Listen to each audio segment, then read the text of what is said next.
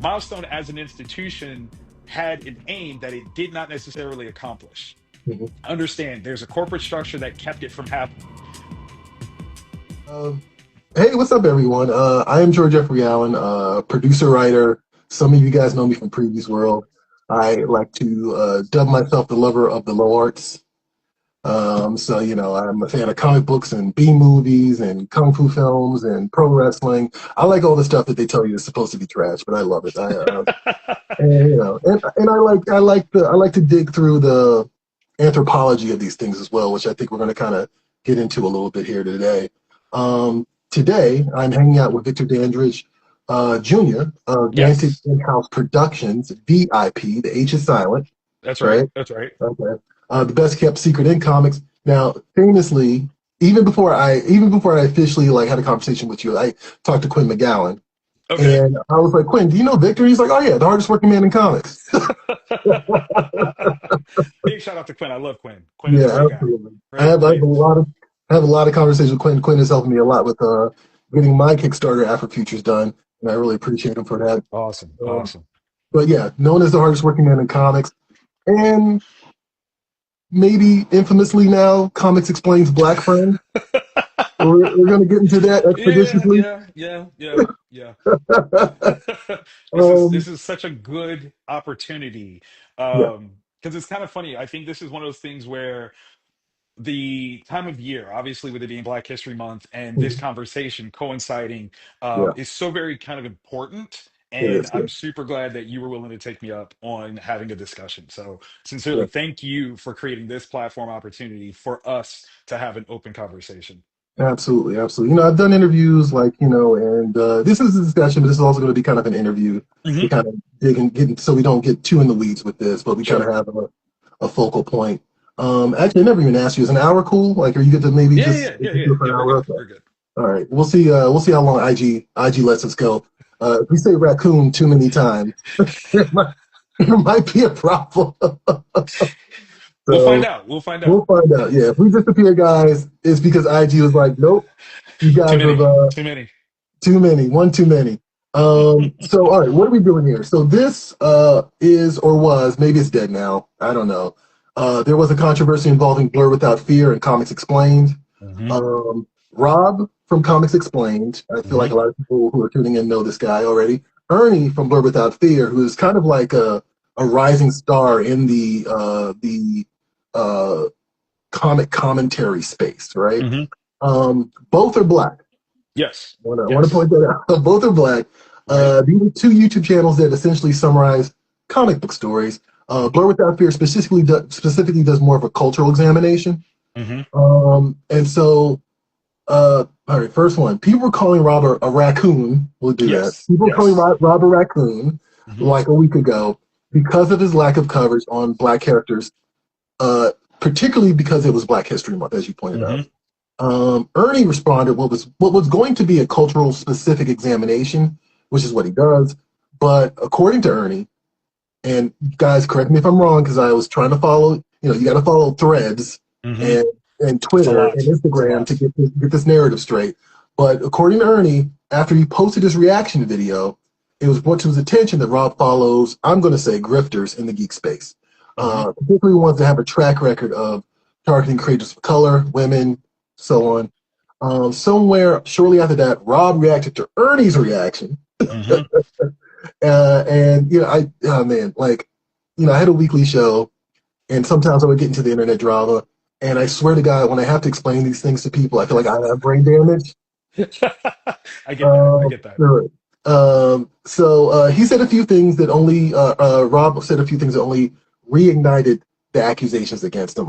I feel like that's fair to say. Okay. But one thing he mentioned, and I'm going to let you jump in here very soon, Victor, Hmm. is that he covers things based on personal interest and quality, Hmm. and that a black creator he has covered because he liked his work was his friend Victor Dandridge. Hmm. And so full circle here. So my first question to you, I'm gonna shut up, Victor, is did Rob help you or hurt you with that one? Because I can see it being a double-edged sword. So, in a very interesting way, it's been a null sum situation for me personally. Okay. No one has come to me and been like, "You da da da." No one said anything to me like that. And in fact, I saw Rob's reaction video first before I saw anything else that sparked the controversy, right? Mhm. So Mhm. my first take was immediately from the concept of Rob responding to not covering Milestone and Black comics. Like that was Mhm. my Right. first Right. reaction to it. I understand Ernie had secondary things that he was upset about, Mhm. but it started with that part for me. And on that level, I sincerely, like you talk about stoking return like feelings. As a Black independent creative, I have definitely had a thing, and I don't want to call it like a chip or an anger or anything like that, but I've had a thing when it comes to Milestone's presence in the conversation of Black comics, specifically Mhm. indie Black comics, because for Mhm. the longest time the call to arms was we need Milestone back, we need Milestone back. And unfortunately, when that happens, it actively overlooks the myriad of creators who stepped up in the absence of Milestone, right? Mhm. Because see, a Mhm. lot of people, because Milestone was very prolific for the time period of its launch, the impact that it had, people overlook things, right? Like the fact that it Right. was really only active for like 4 years and then took a very long hiatus. And in that hiatus, there were a lot of Black indie comic creators who have produced, who have been, doing the thing without necessarily the cosign or the uplift from either Milestone itself or the Milestone specific fans. Mhm. And that Right. always struck me as something that I noticed, and kind of bothered me, right? I'm not trying to say like it's a bad thing, or it No. just always stuck Right. to me. Like you have all these people out here that are actively creating that, while people are waving the flag for Milestone, which is great, you are actively overlooking those people that are trying to, not even necessarily trying to fill the shoes, but are there when this organization is no longer in continuance, right? Mhm. Right. And there are a number of reasons why that happened, right? Obviously, the association with DC Comics meant that there was a limited ownership of Milestone from the Milestone creators. They weren't necessarily allowed to do a lot of those things, Mhm. but in that regard, still understanding the business aspect, the fandom so fervently, rooting for Milestone left a lot of other creators in the dark, Mhm. and that is an unfortunate part. So that definitely reignite those feelings for me, Mhm. because here I am, one of the few, I guess, Black creators that Rob has actually done coverage for it. And just to give it a shout out, the video that he did of my book, The Trouble with Love, has 69,000 views on it. That's not small to me, right? As a Right. Yeah. small business That's really creator, bad. Yeah. All right. that's a lot of eyes. Mhm. Now, I will openly say that it did not necessarily translate to sales, Mhm. and Rob and I both tried to figure that out because we tried to share links to selling the book, and it would not go through on YouTube. We could not get it to attach. None of that, it wouldn't work. Mhm. So 69,000 views did not necessarily translate into dollars. If it did, that could be a huge opportunity, though. I mean, we're talking, Right. I sell The Trouble with Love for $5. If Mhm. a percentage, 1% even started Right. buying it, that would have been a huge uptick. Right. So, that's one of those really interesting sort of situations where it definitely brought some things out in me. I don't want to assume how old you are, but I'm guessing you were around when Milestone first came out. Is Yes, that yeah, accurate? yeah. And I've been open about this. I've told people about this. I had stopped reading comics right before Milestone became a Okay. thing. And I came back like in '96, so Milestone was kind of done. Right. Previous to Right. that, I had already experienced Brother Man, like Yes. stuff like that. So I wasn't unfamiliar with but Milestone just it was pro wrestling and girls. Respect. I At that totally understand it. point, Yeah. Yeah. you So know. ironically, when Mhm. when you got out of comics, I was coming into comics, Mhm. right? And Mhm. so I come in really at the start of Milestone, like around that time. And I will tell anybody and everybody, Milestone was not, like very specifically, not a company that I wanted to follow. And the Mhm. reason for it is very simple, very, very simple. They came out with a book called Blood Syndicate, right? February 1993 is when this book came out. At the time, in the neighborhood I grew up in, I could have gotten hurt and or worse walking around with a book called Blood Syndicate. Okay. And the concept behind it, it's an active gang, right? Mhm. Mhm. If you are of gang culture, you understand that they are literally throwing up a gang sign on the front cover of that book. Oh, That made okay. this a very dangerous book for me to have. Huh. Now, Okay. I never associated whether or not the image, or I'm sorry, not image, but Milestone founders had any sort of association with gang life or anything of the sort. But Mhm. they were propagating this thing that is a very dangerous aspect. And me being from Columbus, Ohio, and this is one of the things where people are like, well, Columbus ain't that hood. That's part of the No, that's problem. not true. That's not true. It's Yeah. not. It's No. not true. And those places where people think that it's more farmland and it's not, those are the spaces where people try harder to Yeah. prove how gangster they really are. Yeah. So the Yeah. neighborhood I grew up in, walking around with a book called Blood Syndicate could have gotten me killed. Like it Mhm. could have, like without question. So already it's putting me in a place where I'm a young preteen trying to get away from that aspect of Mhm. black culture, and here it is invading my quote unquote safe space. Mhm. I Okay. did not like Milestone for that particular reason, especially going backwards. The Big Bang in its initial concept was a gang fight. Mhm. It was a big gang fight. Mhm. And again, those are things that me at that time I wanted to stay away from. The only red and blues that I wanted to care about were DC and Marvel. That was it. But Uh, this was it was a, and again, at the time, my diction is different than most of the kids in my neighborhood, right? Like I mhm. speak good, I speak white, if you will. This Yeah. wasn't something that I wanted to partake in. Mhm. And I've met a lot of people that, over the years, like, how could you not like Milestone? And when I tell them that, right, the Mhm. significance of representation of blackness in that regard and how dangerous that actually can be, especially to people who don't understand it, right? Um, it creates a totally different scenario. They're like, oh, well, I never looked at it that way. I was like, great, I'm glad you didn't have to. Mhm. I unfortunately did. So it was one of the reasons why Milestone as an entity, I stayed as far away from, because there was a direct danger to me being just walking around with. I mean, Mhm. we talk about it in retrospect all the time. There are times where people talk about the starter jackets and how that could have got you hurt, or you were wearing the right Jordans that could get you hurt. The way you Mhm. turned your cap Right. could have gotten you hurt. Yeah. Walking around with this comic could have done that. Yeah. Right. Well, hey, I remember I could not get Tim's for the longest time because people were being a rock for him. So like, Yes, yes. and that's a real thing. I actually want to remind people just a little bit of history here for real, as you who didn't grow up in the '90s, right? I had to look this up just to make sure I was right, but I Yeah. was like, Bone Thugs and Harmony is actually from Ohio, Yeah, they're from Cleveland. and they had an association with Eazy-E, who's from Los Yes. Angeles. So you Yes. kind of have to, and like Eazy-E also had an association with different, NWA was open about like not being gang affiliated, but at the same Hmm. time being in the space of Los Angeles, in that time, Hmm. it could be a little volatile. And so, yeah, we actually have a person here. Me and Mason Easley says he grew up in the same city as Victor, so he's right Same. about that. Yeah. There you go. Yes. Yeah. Yeah, yeah. So, let's circle back to Rob for a second. Like, how do you know Rob? Like, how did you meet him?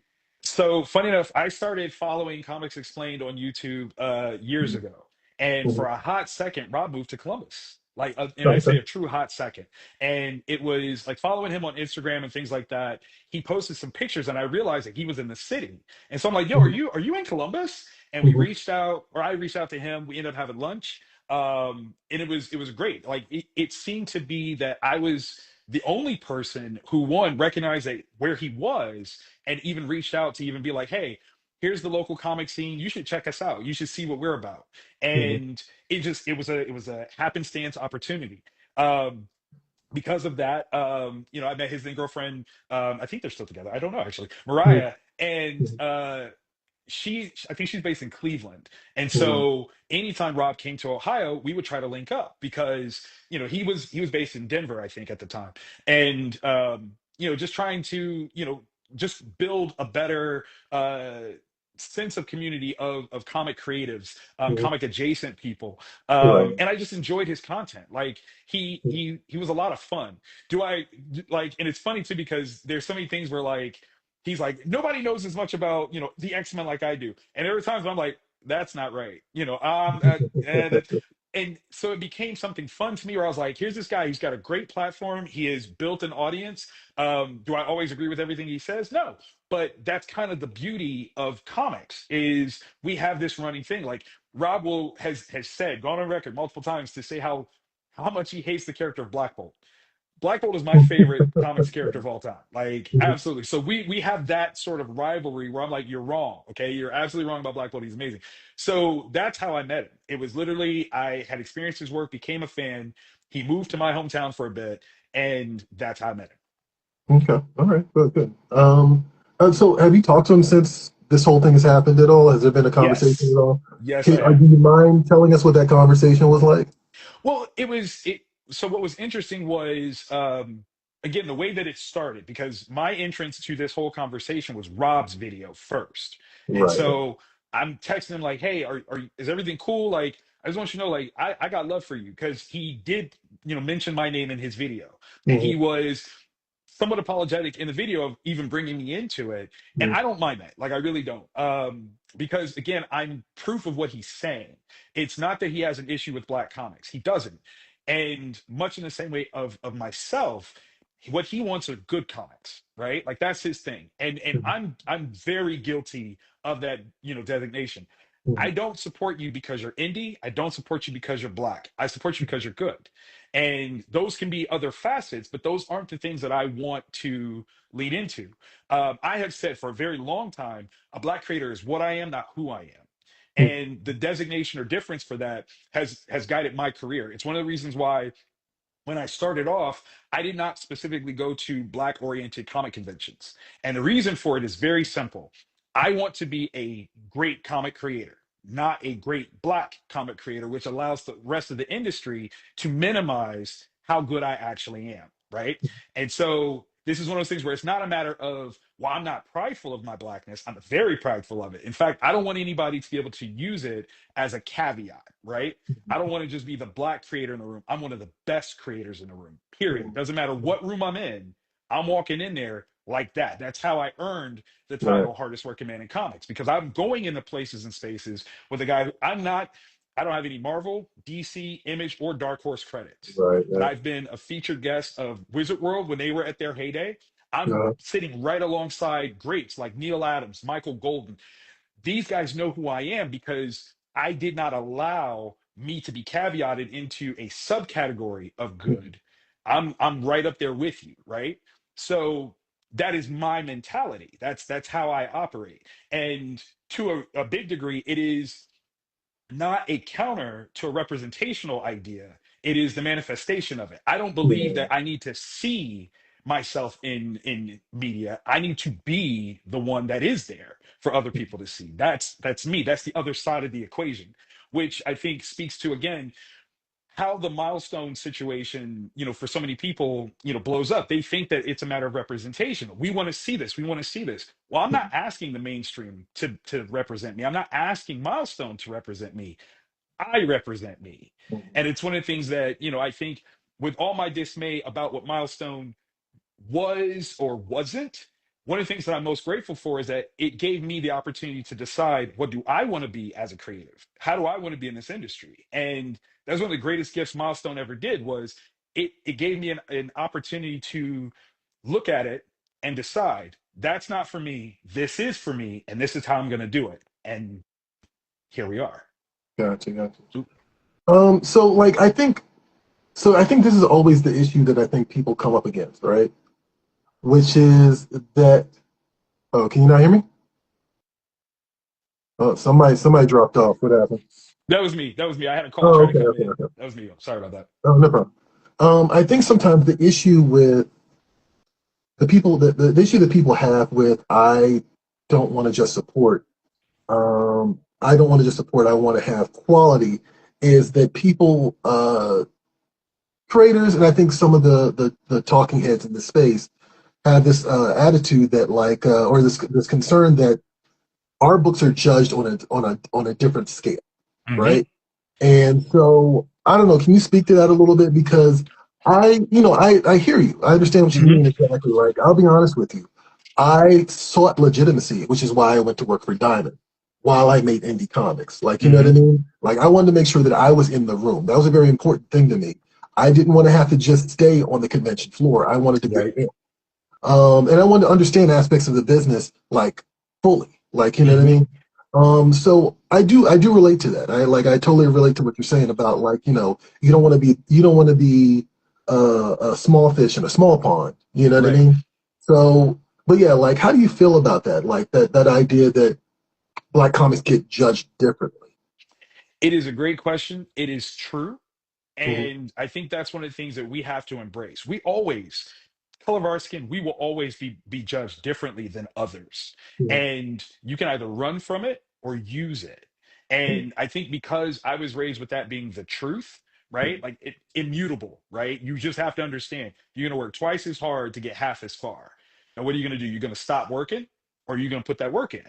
Right. Yeah. That is the simplicity of it. But at the Right. same time, what I think it also does is the true legitimacy that you were talking about of black comics as an art form is moving away from the idea of let's celebrate that it exists to now let's start to examine its existence, because Right. now that's saying like we're not asking for validation of just our foundational presence. We're here. You can't Mhm. stop that. Look, we've got 30 plus years to prove that we're here. And when I say that, like it this is part of that sort of storytelling thing that I think is so very interesting that we do as natural humans. We don't think about the relational time, right? When Mhm. Milestone was started in the early 90s, Marvel Comics was hitting its 30-year anniversary of existence, Yeah. right? So now that this has happened, are we like at that time, we weren't arguing over whether or not Marvel qualified as a comics publisher. It did, like it had 30 years. So after 30 years, why are we still having the conversation as though we should just be glad that we have black comics? No, we're beyond that point. We've already been there.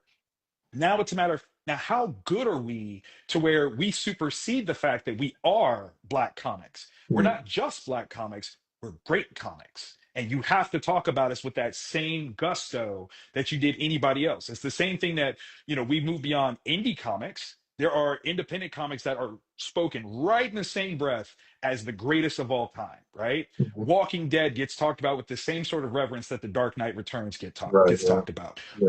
Why haven't we earned that level? That's because, in a way of us trying to somewhat safeguard our positioning, we've not allowed for us to be challenged in that way. And we gotta open it up. We gotta be able to put our work up against those greats and go, match it. Let's go. Compare us.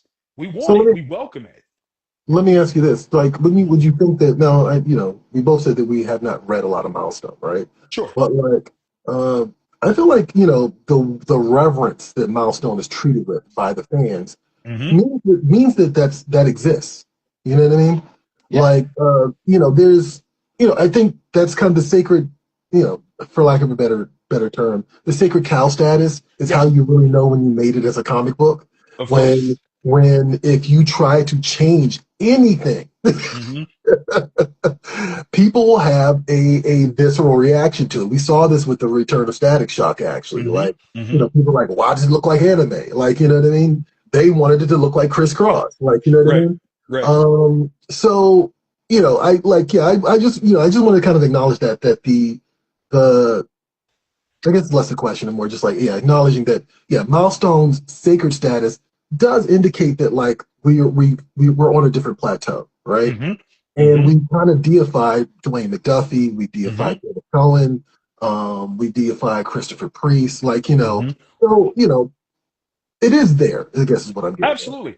Yeah. And I think the best mainstream analogy that I can give it is Mhm. Milestone is to black comics what Jack Kirby is to comics. Mhm. There is a point where like when I came into the business or into reading, Jim Lee was the name, right? His Yeah. was the art style, his was the greatness. So that when I looked at Jack Kirby stuff, I'm like, this guy can't draw, right? In my youth and Yeah. ignorance, right? Yeah. I had no 90s real kids, 90s kids. I didn't understand what Yeah. I was looking Yeah. at when I looked at Jack's work. As I Uh, matured, I definitely yeah. appreciated what he did. And I see the same level of appreciation for Milestone. I can appreciate what it was, even for all the things that I think that it didn't necessarily do right or didn't necessarily do well or accomplish under its own aims, right? Like one of the things that I moderated for Dennis Cowan about a year or so ago, and he told me that one of the initiatives that Milestone had was to be in places that comics weren't regularly distributed, but specifically for black people. So like Mhm. barbershops. And Yeah. I'm like, I will flip a table. That is the most genius thing I've ever heard in my entire life. And big shout out to my buddy Sean Mack, who actually has opened up a Oh yeah. barbershop comic Yeah. shop, right? Comics and cuts. Yeah. Yes. Like I love that. But to that end, like Sean is the success of a failed concept of Milestone. And that's the thing is like I can Or appreciate what or uh, they or of DC marketing. Like let's be very honest exactly, about that. Yeah. exactly. Mhm. And to the Freudian slip that I had before, that was one of my also big arguments about why we have to regulate how we look at Milestone. Milestone as an institution had an aim that it did not necessarily accomplish. Mhm. Understand there's a corporate structure that kept it from happening. But at Yeah. that same time, we saw other creators, quite a few of them were white, but some were non-white, who Mhm. decided to step outside of that culture or corporate comic culture and launch Image. And for whatever reason that the Milestone founders did not do that, I don't Yeah. know. I don't understand. Yes, you created Milestone, you created those characters. And to quote Jay-Z, if you made Hove, okay, make another Hove. If Mhm. you don't have your access to these characters, this cannot be the culmination of your greatness now. Mhm. You could do it again. I believe in you to do it Yeah. again. And even if you don't necessarily do it again, and you recognize that the thing that stopped you from doing what you wanted was the distribution platform, then create that for the other Black indie creatives that have come up in the absence of Milestone. Like there's all these things that could have been done. And I don't believe that it wasn't in their purview to do it. Now, it might not have been their intentions, but I believe in their ability that if that was what they wanted, they could have done it. Mhm. And I think it would have created a different landscape. Was Milestone still a sacred cow? Yes. And is that something that you can lean on? Absolutely. I understand that, right? Like, there's so much that come the 90s, Jack is still like, yo, I created the Fantastic Four and the Silver Surfer and the Black Panther. And Yeah. he's still talking about things he did 30 years ago. And with all due respect, because he wasn't given his due then, You're right. Yeah. Yeah. I can understand if Milestone feels the same way as a collective whole. I get Mhm. that. Mhm. But I would also hope that in light of seeing how that was done to a legend, you reshape how you move forward with, okay, if you're not going to give me the props, cool. We will make sure that we prop up the next generation who will be undeniable because we've built the foundation. Mhm. Right now, they're almost the ceiling. There's, like I said, there's all these different Black creatives that have done the thing, and no one talks about them like they do Milestone. Why? I think collectively, Black comics as a whole has created more content than Milestone has. Yeah. Oh yeah, for sure. Yeah, absolutely. So, It's like a 4 year period. So yeah, absolutely. Right. right. Mhm. Right. So No.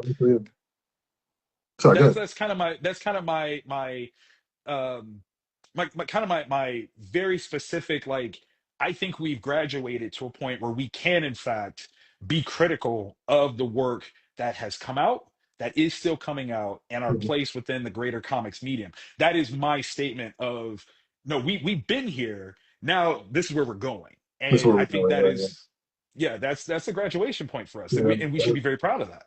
As a guy who's putting out a book called Afro Futures, I completely and totally co-sign that. Thank you, thank you.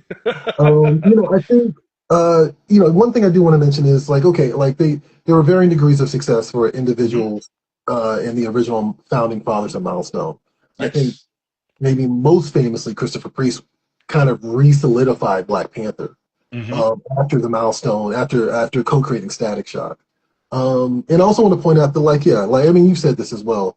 DC DC didn't know what to do with it, and so that is kind of the reason that they only had that sliver of time in the '90s, Right. and then it took forever for it to make a resurgence because they just didn't know what to do with it. And my understanding has always been, I've always been kind of confused about this because my understanding was that the creators owned Milestone. That was always my understanding. And so I've always been kind of puzzled by why they went back to DC, but there's Right. probably contract stuff I don't know.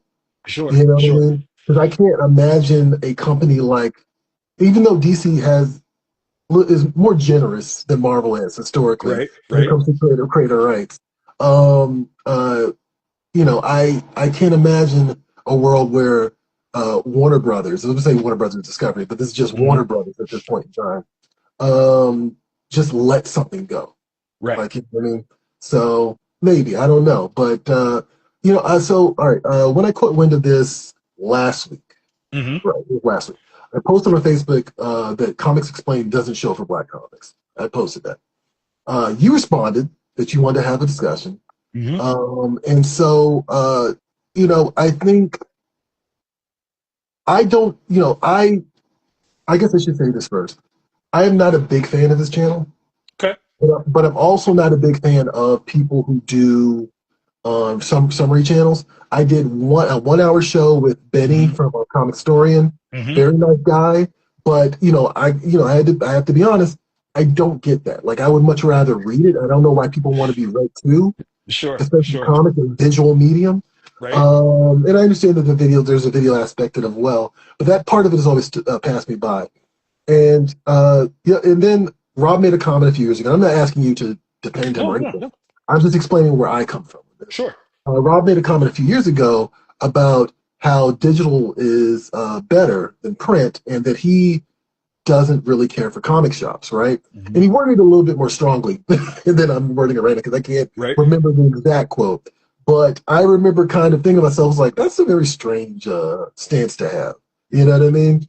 Like, because it kind of came off, again, I cannot remember the exact quote, but I definitely Sure. remember fell along the lines of, you know, comic shops should just disappear, right? Now, of course, I work for Diamond, so I'm not about that at all. Right. Right. No, of course not. Of Right, course not. right. Of course not. But at the same, and I'm still not, even though I'm not now, I'm still not about that. I think that those Right. spaces are necessary. But I think from my perspective, right, Hmm. I feel like Rob could have parsed his words a little bit better in that situation, and in the situation with comics. I'm sorry, with Blur Without Fear. Hmm. So the question I do want to ask you is, do you Hmm. think Rob could have parsed his words better?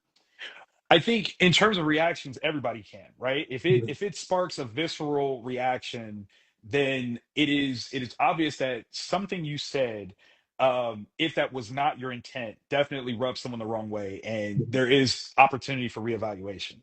Um, I also recognize that in terms of the stories that we tell ourselves, that also influences how we hear what was said, right? So like, one of my things that was interesting to me was like the conversation point that uh how did he put it? It was like Rob said he doesn't cover Milestone, right? Miles he said it in actual parlance, right? This is getting semantic like a mug.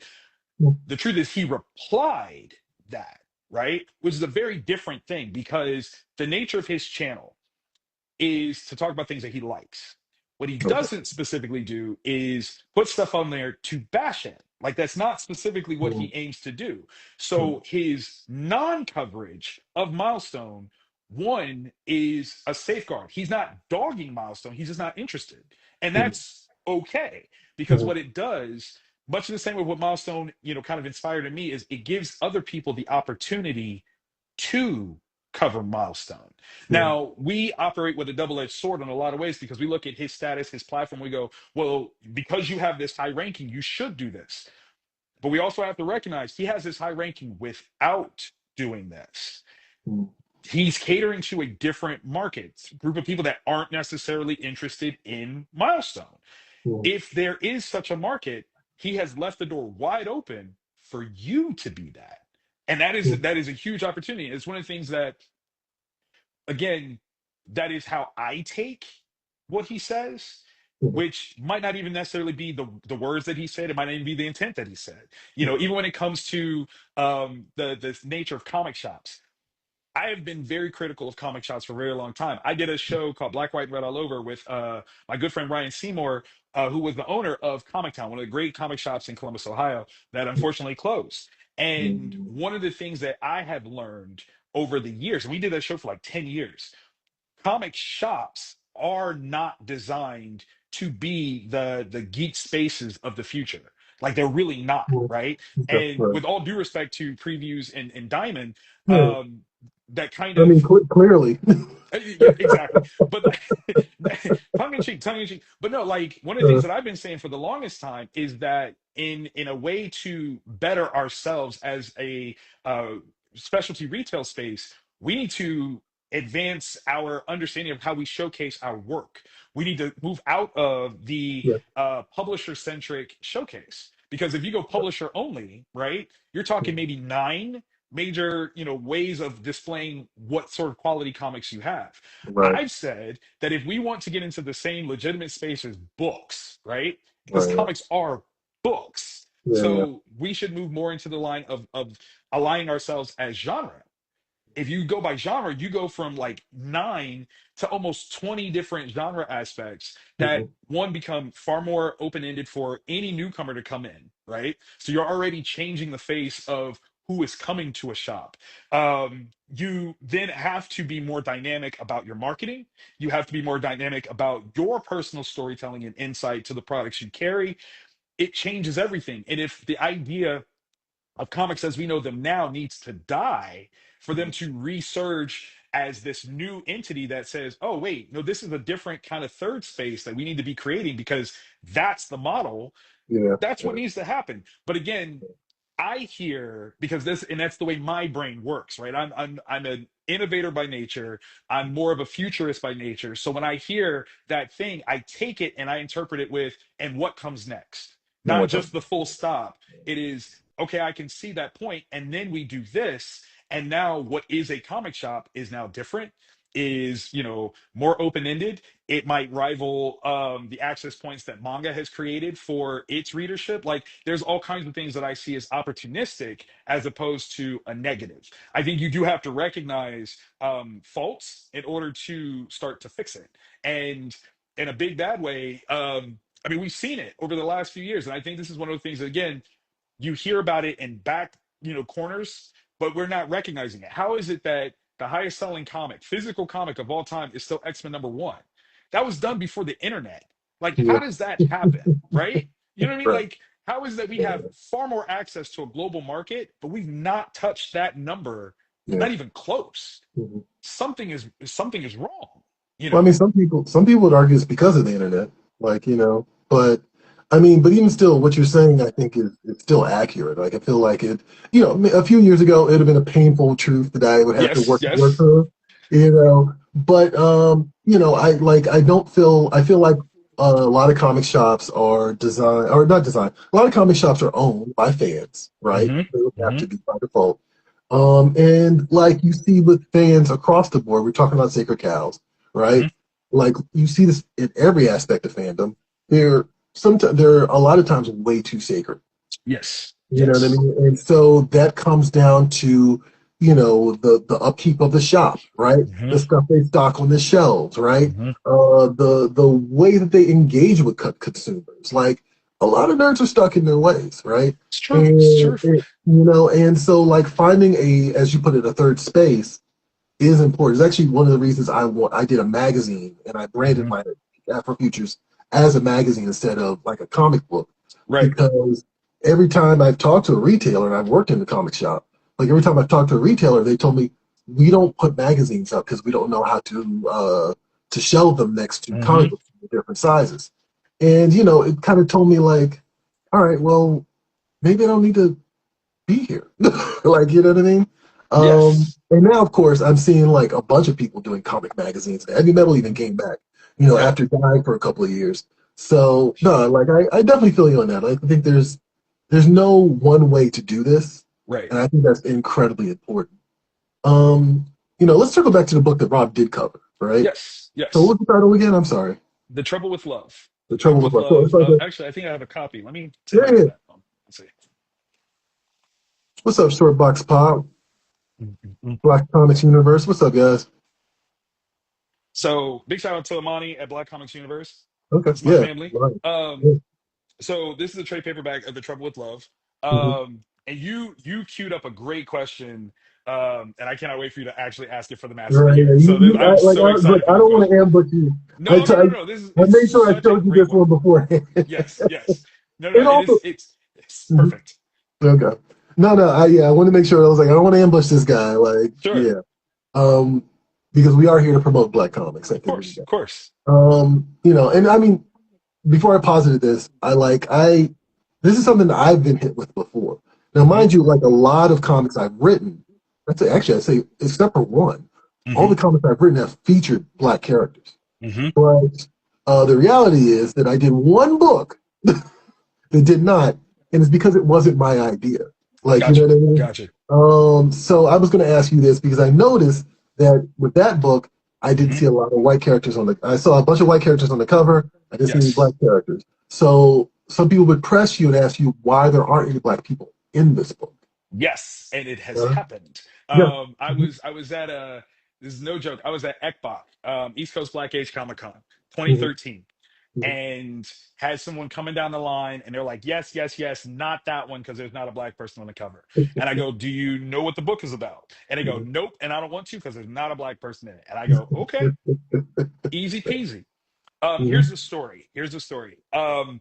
Apex Prime is a Superman analog. I love Superman. Wanted to tell different stories, of a Superman-esque character, and this is one that kind of had been brewing since 2000. Book came out in 2012, and so this is kind of one that had been in my head for a long time, and I could not wait to tell it. And the concept is simple: the world's greatest superhero, Apex Prime, has a wife, has a family, and then falls in love with someone else.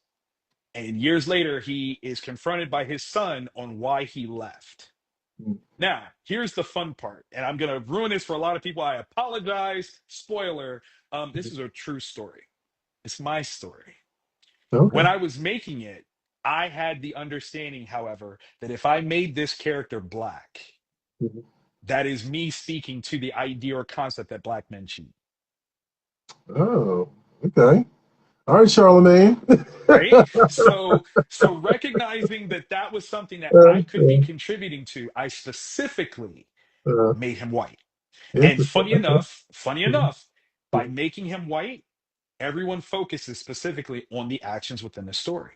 mhm. All right. Yeah. Right. Right. And it is arguably a gross way, sure, of making a ubiquitous, character type, because the point was the story that I wanted to tell. I Yeah. didn't want it to become some secondary conversation about black men, about black relationships, about men who leave their families. I did not want it to be that. Like, I try to aim the story for what I needed it to be as the story. Now I fully understand as a writer, once it's out in the wild, it takes on its own space. It Mhm. becomes what other people experience it to be. So when other Absolutely. people look at it and they go, "Well, it's not a black comic because it's not black characters," I'm like, "That's funny. Read it all the way to the end." I Mhm, even write a note in there at the end of the story to mhm, say that this is a real story, and I mhm, dedicate it to my ex-wife and the mhm, woman that we split up over. Like, mhm.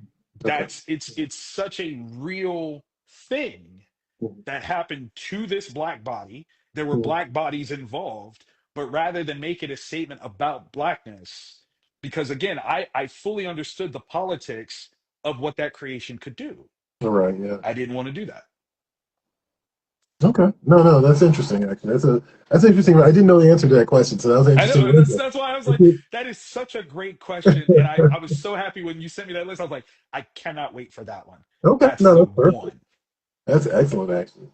But to the Um. to the to the same thing though, think about that level of intention that we as black creators have to think Oh yeah. about. All We the have to time. All understand right. that what we put on the page, other people are going to assume in a monolithic sort of intent that that is Yeah. what's true of all of us. Right. Yeah. And Yeah. again, going back to my issue with Milestone, the gang structure that was built into it with the Big Bang, obviously Blood Syndicate being in there, that was a statement of blackness, especially at a time when young black males were considered super predators. We were Right. legally designated Yeah. that Yeah. term. Uh-huh. I didn't want, like, those are things that I don't want. I don't want to Mhm. contribute to it. I don't want to be a part of it. I don't want to be associated by it. So understanding those things and the nuance behind it, that's why I created the story the way I did.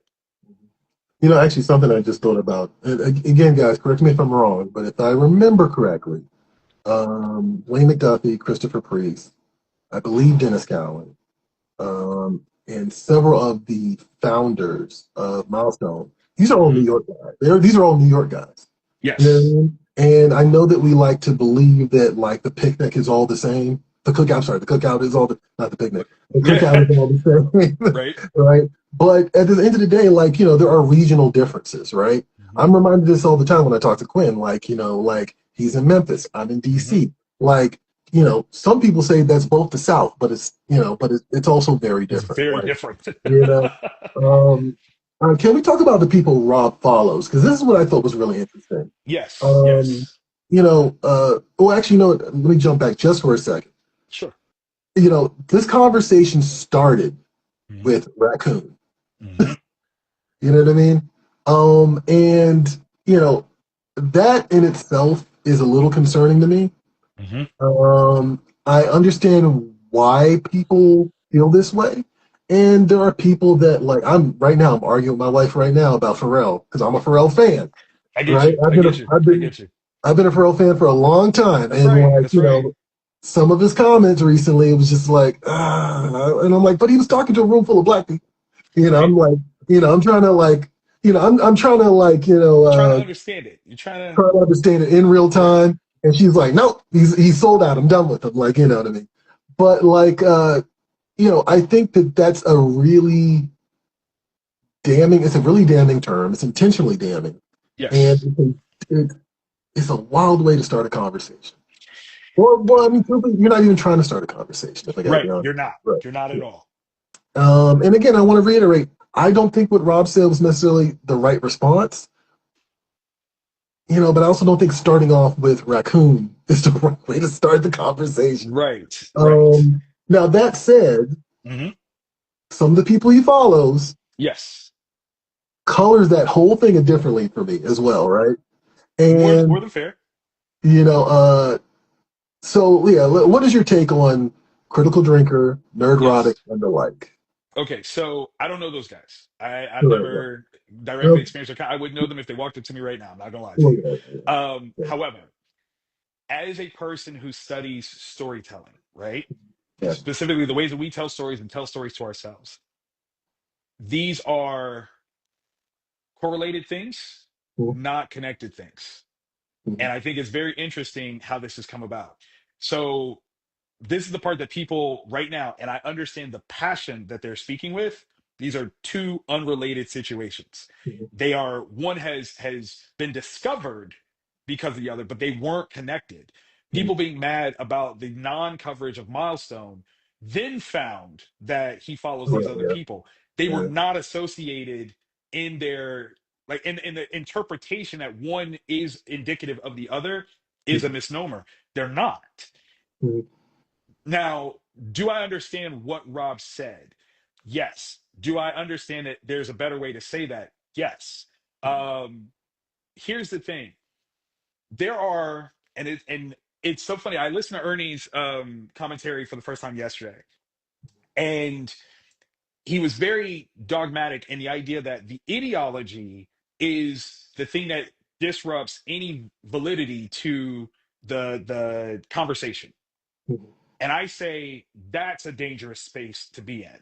mhm, Not just because you want to know what the opposition says, you do, but you also have to understand that there are things that the opposition is doing to rally that base that is not impossible for us to do and learn. One of the things that I have done over the last few years is I have grown in my admiration for the tactic that Eric July has pulled to build his mhm. audience. Do I agree with the content? Absolutely not. Right, yeah, Absolutely not. But at the same time, I have to look at it and go, he found a way to ignite a base that shows up for him mhm, on a consistent basis. What story did he tell that got them? Right? I don't agree with him ideologically. Like, I don't. Like, be honest. Like, and I've met him, right? We've mhm, had a very brief conversation. I don't agree with him, but I mhm. recognize that he has done something right, pun intended, to bring in his base. What is it? Right? So Like, that was a slow reaction, but yes, I got you. All right, thank yeah. you. But like when we go to a show like MegaCon, which is one of the biggest ones, big shout out to Fan Expo. I'll be at MegaCon this year. Um, when you go to a show like MegaCon, and that's a huge, huge Mhm. event, and you have vendors that are complaining because his line is wrapped around a space where it is clogging their potential clients. Mhm. I have to pay attention to that. I don't have to agree with you, but I Mhm. have to understand what it is that you're doing and see what is it that I can do? What is it that I need to be talking about? Or is there a way that I need to be talking that will activate my fan base like that? I need to understand what you're doing. I Mhm. don't have to agree with you under any circumstance. And just the sheer fact of following, and I think we have to really be careful as we have evolved in the social media space to understand that following somebody is not being friends with somebody. Mhm. Right. Yeah. Oh yeah. Oh, hold on. I can't hear you. Oh, sorry. Did Okay. you catch me now? Okay. I can hear you. I I'm sorry. can Try to start use my hand sign. Sorry.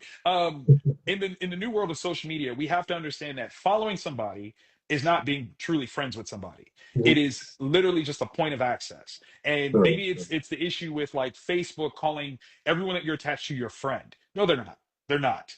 We know Right. this. Mhm. Yeah, yeah, We're yeah. not friends. This is just an access point, and this is what they call it. Mhm. I want to maintain access so I can see something. For anyone to determine what it is that I'm looking for without asking, that is presumptuous, and that's a dangerous thing. Mhm. And that's not even to say like I know exactly what I have no idea what Rob's looking for. I'm Mhm. saying that for myself, like I follow Eric July, and this is why, Mhm. because I want to see, I want to study how you have turned your ideology, whatever it is, Mhm. into a thing that is a rallying point for your fans. So maybe I can use it to go, okay, here's what I believe. I want to find the people that believe what I believe. And this is how I want to, create work that's going to cater to them. And I'm going to talk to them like that. Because that's the other thing that I think he's done phenomenally. And this is a big shout out to all of, indie comics, black comics. What we're really bad at is communicating to our base to tell them what they want to hear. We tell them what we want to tell them. Those are two different things. Eric has Well, found a way to, yes, yeah. Well, yeah, I was gonna say, I kind of feel like that's what Eric did, though. Like he did. he found the most agreeable thing to a base that, like, all he did was confirmation bias. Like, you know That's what I it. mean? Um, yeah. I'm sorry, but go ahead. Go ahead. No, no, Uh-huh. but that's the point is again us getting to a point where we can in fact critique those participants of our culture. Now Mhm. we're at a place where it's not just a matter of us existing. Now we have opposing views. We have alternative, concepts of what is right, what is wrong. We're now at a place where we can and should be critical of the things that are happening. But in order to do so, we have to have experience. We can't just silo off. We have to understand because in a way, again, like I said, I do not agree with the things that Eric says, but he's right in how he has actually cultivated a fan base. He's right because it works. It is there. It has shown up physically, online. He's done both. Mhm. So whatever he's done in that regard, it is right. I mean, Concept wise for him, I mean, like, yeah, and like, it's such a slippery slope. I kind of feel it like, is. It is. that's like in the wet capitalistic dreams, like, you know what I mean? Like, look, I mean, like, I am a business owner. I'm a small business owner as well, so I Mhm. am playing this game of capitalism as Right. well in some Right. regards, right? At least trying to find capital, I guess I should Hmm. say. But like, yeah, it's like it's such a dangerous game. I actually made a comment about, I don't think it was about Air July, but someone in that sphere not too long Hmm. ago, and like, those guys, and I've already seen several of them make this point, or a few of them have this argument, have had like come to Jesus moments in like the last year or two, where they're Hmm. like they've become audience captured, right?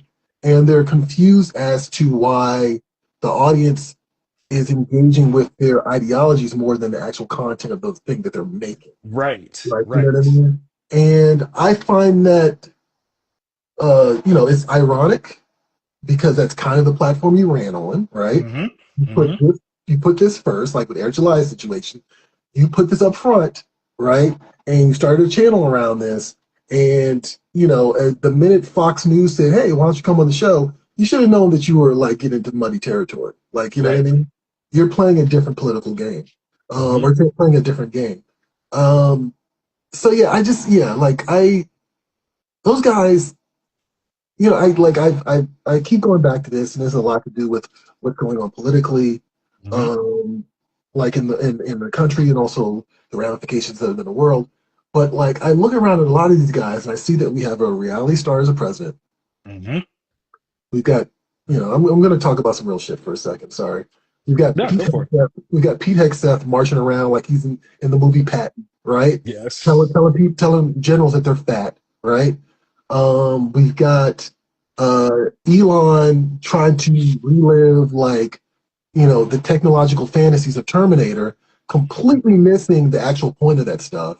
We've Hmm. got Mark Zuckerberg trying to make the metaverse based off of the book Snow Crash, right? And Ready Player One, Hmm. completely missing the point of that story, right? And I feel this way about Critical Drinker, and I feel this way about Nerdrotic, and I feel this way about Eric July.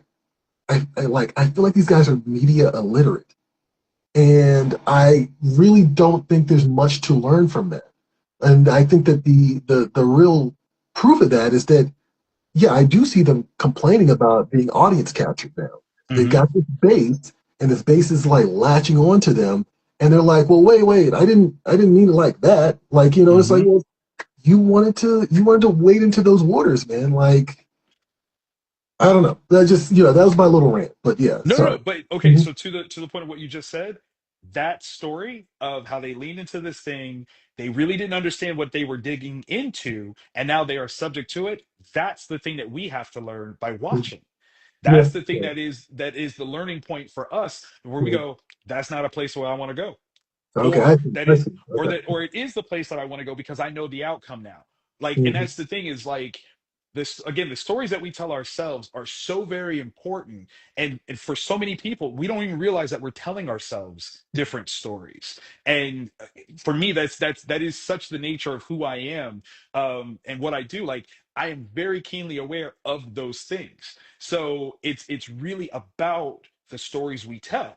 That is the most powerful thing. Is why I think comics are such a powerful medium, is because it does help bridge gaps where even language is not a necessity to tell a story in comics, right? Mhm. It can just be Right, pictures, and you will right. understand what I want you to understand as best as I can get you to do it. Mhm. And you will align with what you align with. That's how many people are like rampant xenophobes, but are fans of the X-Men. You saw what you wanted to see. The Mhm. X-Men have been telling you that being a xenophobe is wrong for 60 years. How Yeah. have you not understood that that's what they're telling you? Oh my Because gosh. you Yeah. saw what you wanted to see. You told yourself a different story than even what was on the page. You're right. And that's the thing that we have to be cognizant of in this new age, this modern era of, Mhm. it's not that I have to agree or disagree. I have to understand the story you're telling yourself. And once I do that, then I decide whether I want to deal with you or not. Mhm. True. True. Imani's asking a question. I'm gonna actually want to kind of point out. You said, "How Yeah. would you all reverse engineer this concept?" Can you specify which part of that you were talking Oh, about, that's a great, yeah. Imani? Also, Mystical Green Beanie is saying, Eric July, while I don't agree with how he grinds, he's Hmm. proof of the current artistic model. You can't just sell comics. You also have to sell yourself as a Hmm. cult of personality. And I kind of, yeah, I feel like that's what you were getting to as well, right? Yes, very much So, so. Very much okay. so. And if I I'm if, if I dare say, gonna, that actually dips into my standing when it comes to AI and yeah. comics. Mhm. We are in a space now where it is important for artists specifically to recognize that the thing that you are bringing to the table is not just your artistry, right? It Right. is the cultivation of personality that is behind your artistry. That is what will keep you valuable. Mhm. If the issue or fear is that AI will take your job, then all you're doing is drawing. That's not That's where true. we are as storytellers. We're doing so much more than that. So don't give it that kind of clout, like it can actually replace you, especially if you recognize, like, no, what I'm also bringing is Yeah. a fan base. I'm also bringing an interpretation. I'm bringing so much more than just the art itself. Right. Yeah. And that Yeah. is that is where we are in a bigger conversation, but we'll put a pin in that one. No, no, absolutely, absolutely. Okay, so actually, Imani over Black Comics Universe. I'm Yeah, assuming this is Imani. I'm assuming yeah, it. yeah, it is, it is. The Eric July idea. He's specifying the Eric July idea, Yeah. or what I typically associate with Tyler Perry. This is another thing that there's a disagreement in the house. right now about there's a disagreement in the house about that because Yeah. I'm not going to sit down and watch a Tyler Perry thing. Like I did that once a long time ago. It's fair. I've It's seen more fair. than enough pieces of it that I don't really care for it. But at the same time, like I'll say the reverse engineering to me Hmm. is we need to consolidate and we need to make our own lane. I think that what you're seeing here in both these cases, and I'm not trying to speak for you, I'm just Sure. football here. What you see here with Edgeline and Tyler Perry is they've kind of segregated themselves, for lack of a better term, right? Hmm. And they're in their little pocket, and they do that pocket, and that's all they do, right? We talked about the audience capture thing, and I think that maybe a consolidation is important right now. And there's a lot of talent out there, and as you pointed out, there's more issue by issue Black indie comics around than Hmm. the entirety of Milestone at this point. So that conversation does need to change. I'm Hmm. sorry, but yeah, like, what's your take on that? So consolidation, I think, is actually not the right word. I like where you're Mm-hmm. going with it. I Mm-hmm. think association, not consolidation. Okay. Mm-hmm. And the reason why I say it is because with consolidation, if it falls, if it fails, it's all gone. Mm-hmm. Association, and that's kind of what happened with Milestone. Milestone was the seemingly consolidation of Black comics at the time, Right. and Yeah. it became Sacred Cow. And once it was gone, everything else got overlooked. Brother Man got overlooked. Tribe got overlooked. Yeah. Um, was it Ebony Warrior? Right, was one that I read more frequently than I did Milestone. Nobody talks about Ooh, Ebony Warrior. yeah. Let's talk Um, about that one. Yeah, that's you interesting. know what I'm Yeah. saying? Like there Uh-huh. was something about it that was raw and visceral. Yeah. I don't even, in off the top of my head right now, I couldn't tell you who the creative team behind Ebony Warrior is because it fell out so quickly, and that's Yeah. totally my own like fault. But I know that character when I see him, the Kufi style hat, like it just was it was of the time. I'm gonna look Association, I that think, up. is far more important. Yeah, please let me know because I need to like I don't even know if there's a trade paperback of Ebony Warrior, and I would love to have it just Okay. for comics.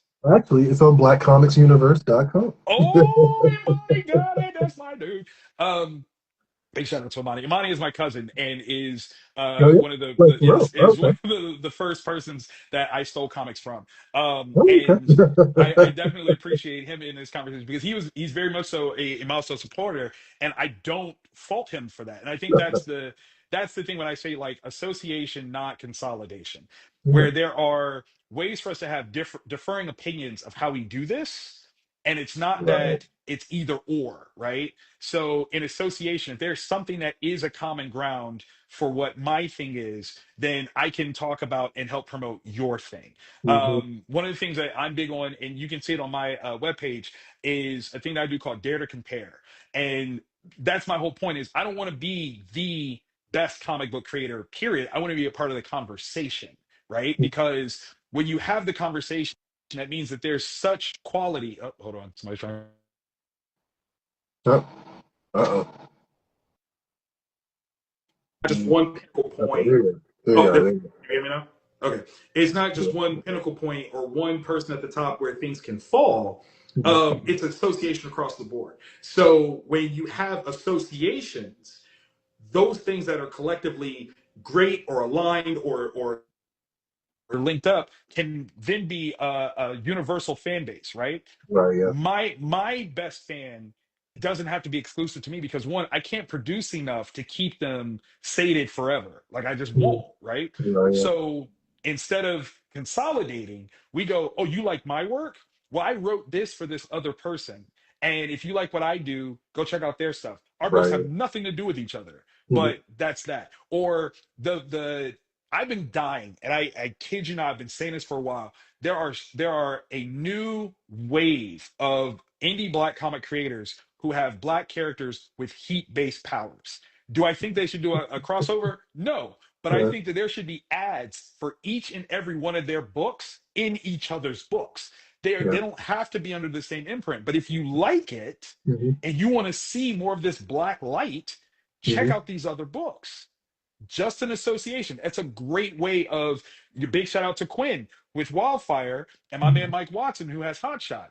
We're talking two very separate, entities Mhm. having a similarity, and it's not about competing. Right, It's yeah. or if it is about competing, it's a healthy competition. The Right. goal is that you have to experience both to judge. Mhm. That's a win for everybody. Yeah, absolutely. No, I definitely, I've been in this space for a while.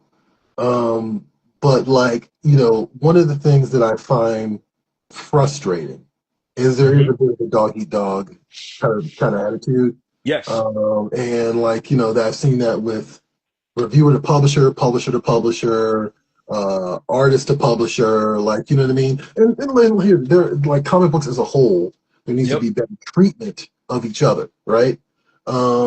But at the same time, I see that the association.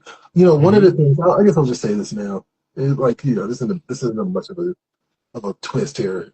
We probably have to piece out shortly, but like, one of the things that I was talking to Quinn actually about was Hmm. allowing people for the Kickstarter, allowing people to buy ads in the book. Yes. You know what I mean? Yes. And that's not How an do we do original, that? right? That's not an original idea. I actually stole that from a book called Santos Sisters, which is another indie comic. Hmm. And so yeah, like I'm on board with that. Like I like next Kickstarter, I got to get this book done. But next Yes. Kickstarter, that's something I'll open up for people because I think I that love that it. could be really cool. Um, I'll I give you one. You okay. I've been holding this in my head for a minute. Someone take Mhm. it. Like, because I can only do so much. There should Mhm. be a green book for comic creators of different areas. Mm, And yeah. every year, this is every year, there should be an anthology that's created by Black creators in a particular area. But the only way you can get it is if you go to the stores in the area that they live. So it's not Okay. available for just mass production and all that. No, you got to go to where they are so you can actually find that content. It Mhm. makes it something fun. You can promote that, hey, these people are here in this place, but to get the work, you got to go to where they are. So that way Yeah. we have a better understanding of how many of us there are, Yeah. who is Yeah. in the same area. Do you know how many times that there are people like, I didn't know that you were Black and in this space as well as me? you know, that's how I met Rob because I happened to see that he was in my area. But how many other Black comic creators? Mason lives in Columbus. Mike Watson lives in Columbus. I don't know that they got to meet Rob while he was there because there Mm, wasn't something that actively said, "Hey, here's where we are. Come see us." mhm. Right. Right. Right. Actually, no. I will say, and like this is something that disappeared after once the pandemic hit. But the first two, like 2018 and 2019, Joe Hmm. Illich had a green book. I was called Basically, yeah, the Black comics community. Yep, Yeah, it was like the Access Guide or something like that. I yep, cannot remember exactly the name of it. yep. I don't know. Yeah, I wish that would come back for that reason. Like, yeah. I So, I actually shared a post about that and mhm, how, again, in the way that we deify milestone. We have to be careful about it. We can acknowledge the greatness of it, but we also have to acknowledge that it's incomplete. And that's the correct. key thing is to have something upheld as very valuable for its existence, but also understand that it's not finished. I don't think I'm in the access guide. Like, I don't think I'm in Okay. either volume. So there is more stuff to be covered in Mhm. that concept. So there's room. There's always room. But should I expect Joe to have to shoulder producing that every single time? Absolutely not. He did 2 volumes, and I am grateful that he did those 2 volumes, whether I'm in it or not. Right. Yeah. That's the thing is we need to actively take on that space of yes, we want representation, but sometimes you have to be the representative. Right. That's the thing Absolutely. that has to happen. Unless Ron Van Blake says, I've been cooking up a cross marketing idea with other indie publishers of mine. We would need to talk though. All right, let's talk. I'm into it, man. I'm way into it.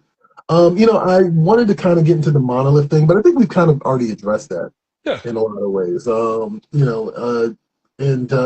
I think that the big takeaway I think here is that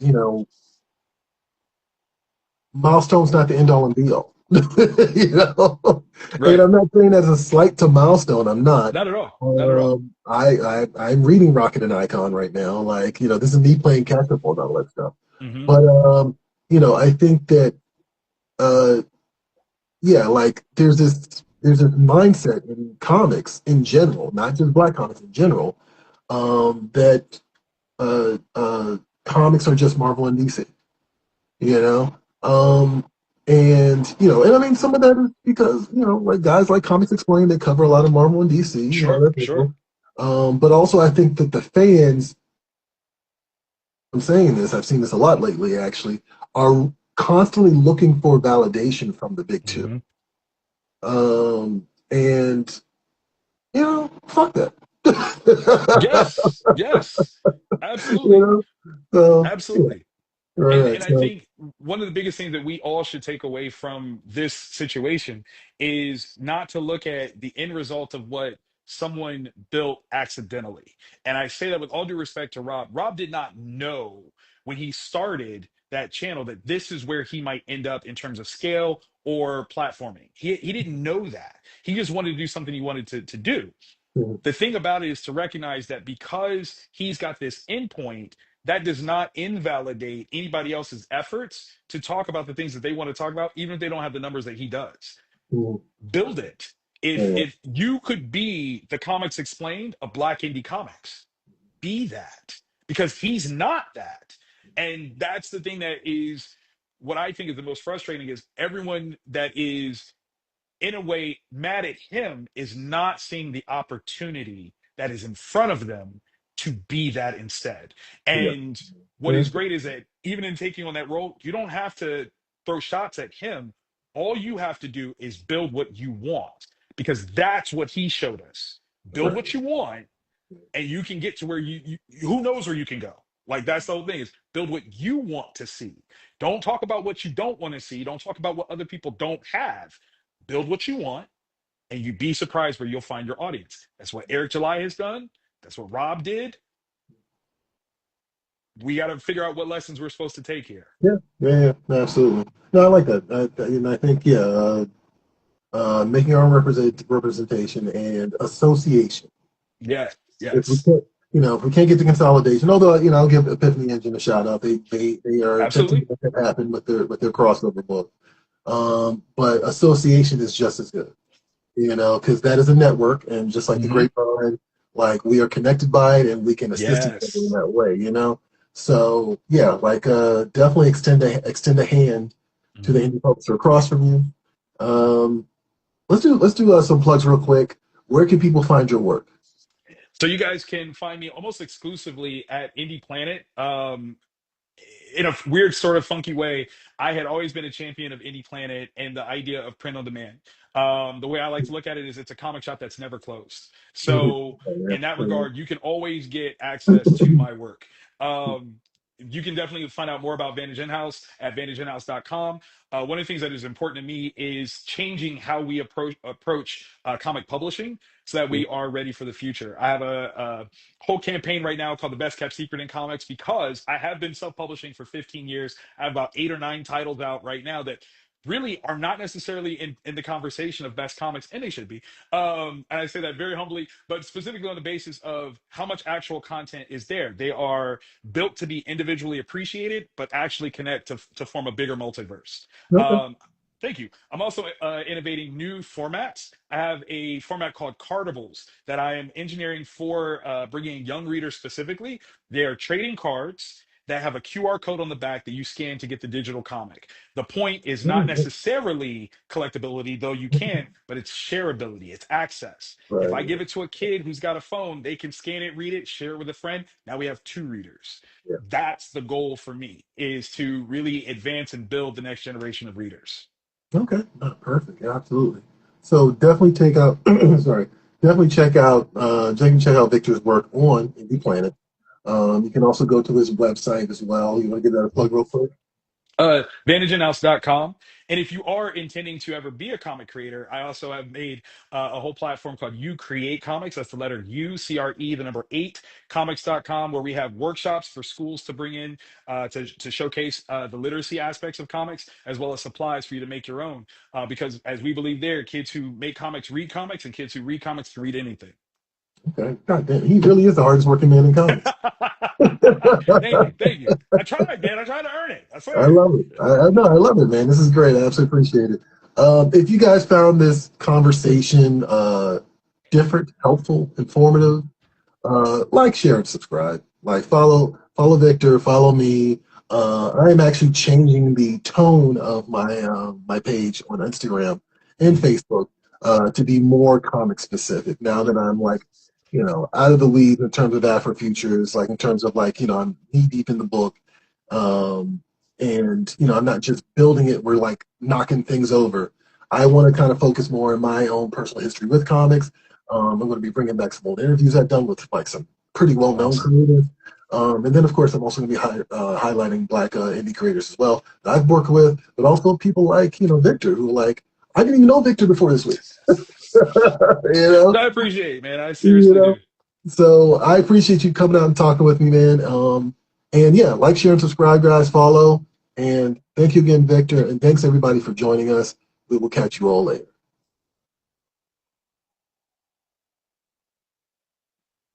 Troy, thank you so much, man. No problem. Hold on. Let me see if I This can was add you wonderful. up. I guess I I just think hit we're the still live.